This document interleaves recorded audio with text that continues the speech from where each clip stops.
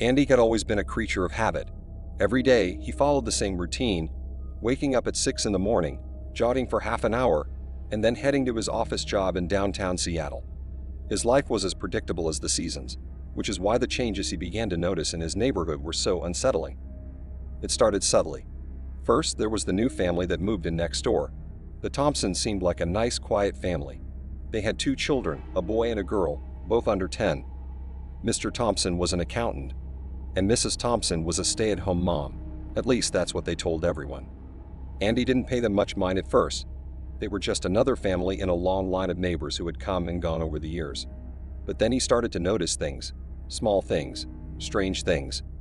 One evening, as Andy was returning from work, he saw Mr. Thompson standing on his porch, staring at Andy's house. Not in a friendly, neighborly way, but with an intensity that made Andy uncomfortable. He waved awkwardly, but Mr. Thompson didn't respond, just kept staring until Andy went inside. Then there was the noise. At first, it was just occasional thumping sounds late at night. Andy chalked it up to the kids playing or maybe some home renovations. But as weeks passed, the noises grew more frequent and louder. Sometimes it sounded like furniture being dragged across the floor. Other times, it was a series of rhythmic, almost mechanical bangs, always at odd hours, always disturbing his sleep. One night, unable to sleep due to the noise, Andy decided to confront his neighbors. He walked over to the Thompsons' house and knocked on the door. Mrs. Thompson answered, her eyes wide with surprise and something else he couldn't quite place. "Sorry to bother you so late, but I've been hearing a lot of noise coming from your house at night. Is everything okay?" Andy asked, trying to keep his tone friendly. Mrs. Thompson's expression flickered for a moment before she forced a smile. "Oh, I'm so sorry, Andy. The kids have been a bit restless lately. We'll try to keep it down." But the noises didn't stop. If anything, they became more pronounced. Andy began to feel like a prisoner in his own home, unable to relax, always on edge. His work started to suffer as he found it harder and harder to concentrate. One particularly bad night, when the noises were especially loud, Andy snapped. He grabbed a flashlight and stormed out of his house, determined to get to the bottom of whatever was happening. As he approached the Thompsons' house, he noticed something strange. The noises were coming from the basement, and through a small, half-open window, he could see a flickering light. He crouched down and peered inside. What he saw made his blood run cold. There in the basement was Mr. Thompson, surrounded by various pieces of machinery and what looked like medical equipment. On a table in the center of the room lay a figure, motionless, covered by a sheet. Mr. Thompson was methodically working on the machinery, oblivious to Andy's presence. Andy stumbled back, his mind racing. What the hell was going on? He needed to call the police. But as he reached for his phone, he felt a hand on his shoulder. He turned around to see Mrs. Thompson standing there, her face pale and eyes wide with fear. "Please, don't call the police," she whispered. "You don't understand. You can't understand." Andy felt a surge of anger and fear. What the hell is going on in there? What is he doing? Mrs. Thompson's eyes filled with tears. "It's complicated. Please just trust me. We're not bad people. We're trying to fix something. Just give us a little more time. Please." Andy didn't know what to do. Every instinct told him to call the police, to get help. But there was something in Mrs. Thompson's eyes, a desperation that gave him pause. Against his better judgment, he nodded slowly. "All right," he said, "but if I hear one more noise, I'm calling the cops. I don't care what your excuse is." Mrs. Thompson nodded gratefully and quickly went back inside. Andy returned to his house, but sleep was impossible. He lay in bed, staring at the ceiling, wondering what kind of nightmare he had stumbled into. The following days were quieter, but the unease in Andy's gut only grew. He couldn't shake the image of Mr. Thompson in the basement or Mrs. Thompson's desperate plea. Every time he saw them, he felt a mix of anger, fear, and a strange pity. A week later, on a Saturday afternoon, Andy noticed something new. A moving van was parked in front of the Thompsons' house. Relief washed over him. Perhaps they were leaving. But as he observed closer, he saw that it wasn't the Thompsons who were moving out, but someone else moving in. A tall, gaunt man in his 50s, with a sharp face and cold eyes, directed the movers. Andy watched as boxes and furniture were carried inside. The whole scene fell off, as if the man was taking possession rather than moving in. Mr. Thompson stood on the porch, his posture tense, while Mrs. Thompson clung to his arm, looking pale and frightened. That evening, Andy received an unexpected visitor. It was Mr. Thompson. He looked haggard and defeated, dark circles under his eyes. "Can we talk?" Mr. Thompson asked, his voice low. Andy hesitated but nodded, stepping aside to let him in. They sat in the living room, the air thick with tension. "I owe you an explanation," Mr. Thompson began, rubbing his temples. "But it's not what you think. We were trying to save our daughter." Andy blinked, confusion clouding his thoughts. "Your daughter? But I only saw your son and daughter." Mr. Thompson shook his head. "We had another daughter, Emily. She was born with a rare condition, a neurological disorder that no doctor could cure. We tried everything. Then we found someone, a specialist who promised us hope. He created a machine, an experimental treatment that required secrecy." Andy remembered the machinery and medical equipment. "And the noises?" Mr. Thompson nodded. "The treatment was invasive. It required multiple sessions, each one more intense than the last. But it was working, or so we thought. Then the specialist demanded more money, more than we could afford. We couldn't pay, so he threatened us, said he would take everything from us. We had no choice but to let him move in. Now he's taken over our lives." Andy felt a surge of anger and empathy. "Why didn't you go to the police?" Mr. Thompson's eyes filled with tears. "We were afraid. He has connections, and he made it clear that if we went to the authorities, Emily would suffer." A deep sense of dread settled in Andy's stomach. "What's he doing to her now?" "I don't know," Mr. Thompson admitted, his voice breaking. "I haven't seen her in days. He's kept us away, saying the treatment is at a critical stage." Andy felt a resolve harden within him. "We have to do something. We can't just let this continue." Mr. Thompson looked at him with a mixture of hope and fear. "But what can we do? He's dangerous." "We'll call the police," Andy said firmly. "We have to. This has gone too far." That night, Andy made the call. The police arrived quickly, and Andy explained everything he knew. They listened, their expressions growing grimmer by the minute. They assured him they would handle it and went to the Thompsons' house. Andy watched from his window as the officers knocked on the door. The tall man answered, his expression cold and dismissive. Words were exchanged, and then the officers forced their way inside. Moments later, the sounds of a struggle echoed from the house, followed by silence. Minutes felt like hours, but finally the officers emerged, escorting the gaunt man in handcuffs. Behind them, Mr. and Mrs. Thompson followed, their faces a mix of relief and exhaustion. Andy stepped outside as they approached. Mrs. Thompson rushed to him, tears streaming down her face. "Thank you," she whispered. "Thank you for believing us." The police later informed Andy that they had found Emily in the basement, weak but alive. She was taken to the hospital, and the specialist was charged with multiple offenses, including unlawful medical practices and extortion. As the days passed, the Thompsons began to rebuild their lives. Emily slowly recovered, and the dark cloud that had hung over their home dissipated. Andy found himself spending more time with the family, forging a bond forged in the crucible of their shared ordeal. Though the neighborhood returned to his quiet routine, Andy knew things had changed irrevocably.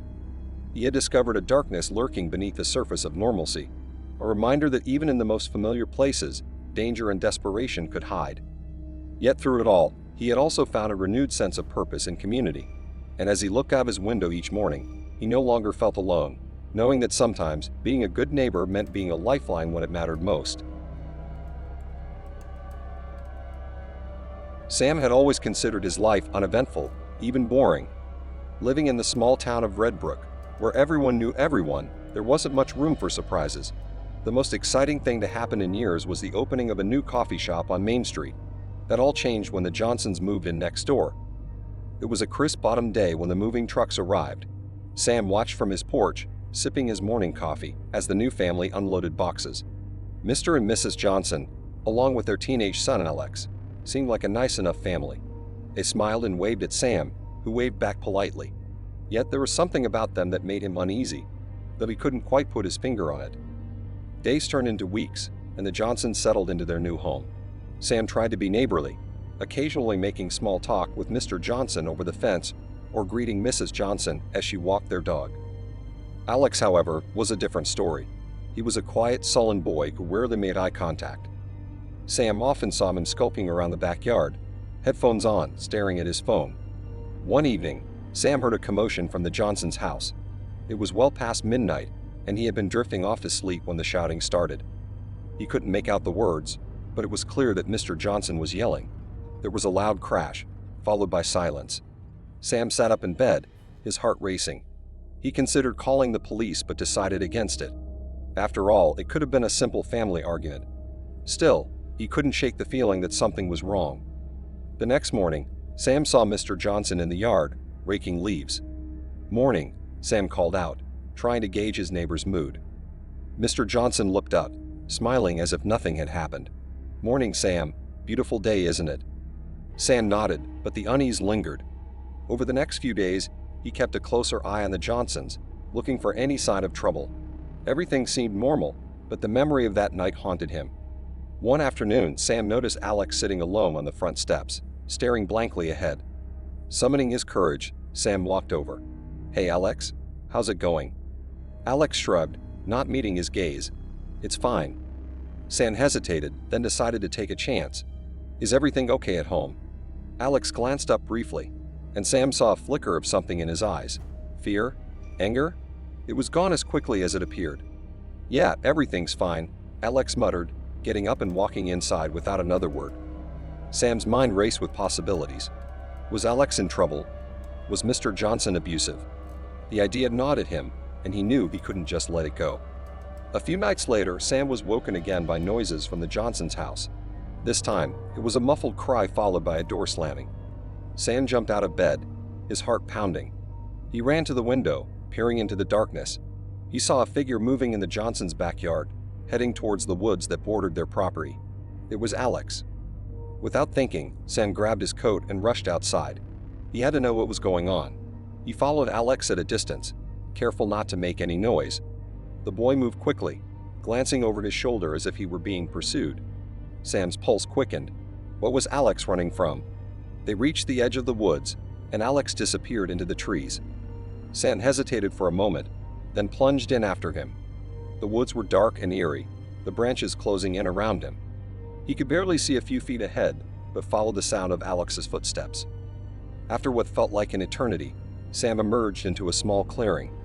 Alex was there, sitting on a fallen log, his face buried in his hands. Sam approached cautiously. "Alex."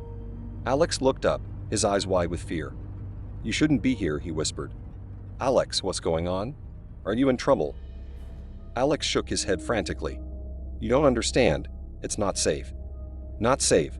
What do you mean?" Before Alex could answer, a twig snapped behind them. Sam turned, but it was too late.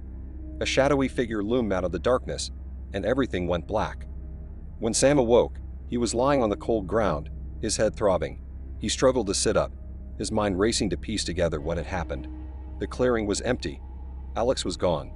Sam's heart pounded with fear and confusion. He forced himself to stand, his legs shaky beneath him, and stumbled back towards his house. Once inside, Sam locked the door behind him, his thoughts swirling. What had Alex been running from, and who had attacked him in the woods? He considered calling the police but hesitated. What would he tell them? That he had followed a teenager into the woods in the middle of the night. The next day, Sam watched the Johnsons' house with renewed vigilance. He saw Mr. Johnson leave for work and Mrs. Johnson go about her usual routine, but there was no sign of Alex. As evening fell, Sam's concern grew. He needed answers. Under the cover of darkness, Sam crept towards the Johnsons' house. He knew it was risky, but he couldn't shake the feeling that Alex was in danger. He circled to the back, where he had seen Alex enter the woods, and approached the basement window. It was slightly ajar. Sam pried the window open and slipped inside, landing softly on the concrete floor. The basement was dimly lit, filled with boxes and old furniture. He moved cautiously, listening for any sound. At the far end of the room, he saw a door slightly ajar, light spilling out into the darkness. Sam approached the door, his heart racing. He pushed it open and found himself in a small makeshift room. To his horror, Alex was there, sitting on a cot with his hands bound and his mouth gagged. His eyes widened in terror as he saw Sam. Sam rushed to Alex's side, removing the gag. "Alex, what happened? Who did this to you?" Alex was trembling, his voice barely above a whisper. "It's my dad. He's not what he seems." Sam's mind raced. "We need to get you out of here." "No," Alex said urgently. "You don't understand. He's dangerous. They'll find us." Footsteps echoed from above, and Sam's blood ran cold. Mr. Johnson was coming. "We have to move now," Sam whispered, untying Alex's hands. They crept towards the basement stairs, but as they reached the top, the door swung open, and Mr. Johnson stood there, his face twisted with rage, going somewhere. Sam pushed Alex behind him, his mind frantic for a way out. "We're leaving, Johnson. Let us go." Mr. Johnson laughed, a chilling sound that sent shivers down Sam's spine. "You think you can just take my son away? You have no idea what you're dealing with." Sam and Alex bolted, but Mr. Johnson was faster. He grabbed Sam, throwing him against the wall. Sam fought back, but Mr. Johnson was overpowering. Alex screamed, trying to pull his father away, but he was thrown to the ground.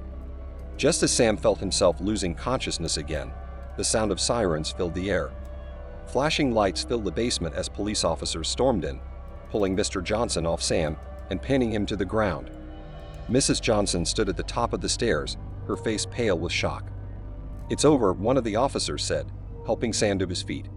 "You're safe now." Alex clung to Sam, tears streaming down his face. "Thank you," he whispered. Sam looked at the boy, his heart aching for what he had endured.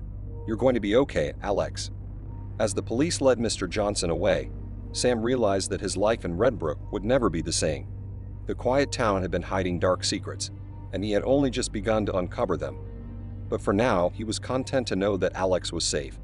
The nightmare was over, and the dawn of a new day was beginning. Or so he hoped.